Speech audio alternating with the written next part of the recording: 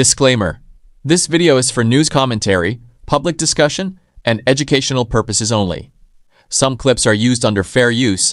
All rights belong to their respective owners. Kasi tingnan nyo naman kasi kung magsalita. Tingnan nyo Kang Rodrigo Roa Duterte. That's my Sabay, Rodrigo. Parang kambing. Cheryl patay ang political vlogger na si Mima Alicia at critical naman sa tama ng bala ang live-in partner nito matapos pagbabarili ng riding tandem sa harap ng kanilang bahay sa Caloocan. Tangina mo, Sara!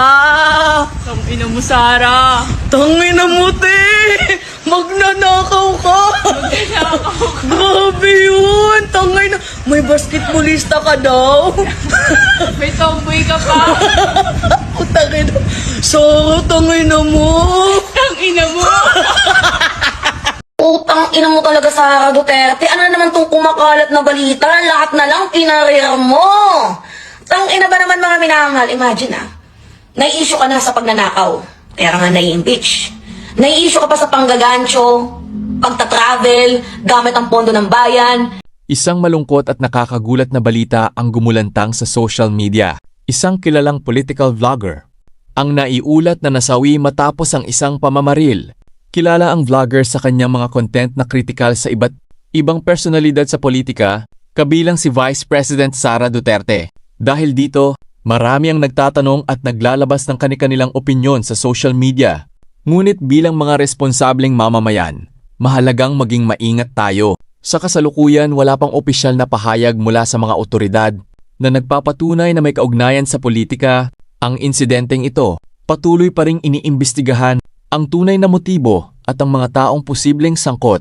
Sa panahon ngayon, napakadaling gumawa ng mga haka-haka at magturo ng sinuman nang walang sapat na ebidensya. Ngunit ang katotohanan ay dapat manggaling sa resulta ng isang patas at masusing imbestigasyon, hindi sa mga chismis o viral na posts. Isa rin itong paalala sa lahat ng content creators, vloggers at social media personalities. Ang kalayaan sa pagpapahayag ay may kaakibat na responsibilidad. Mahalaga ang maingat na pananalita, paggalang sa kapwa, at ang pagtiyak na ang impormasyong ibinabahagi ay batay sa katotohanan. Sa huli, anuman ang ating paniniwalang pampolitika, walang sinuman ang dapat maging biktima ng karahasan.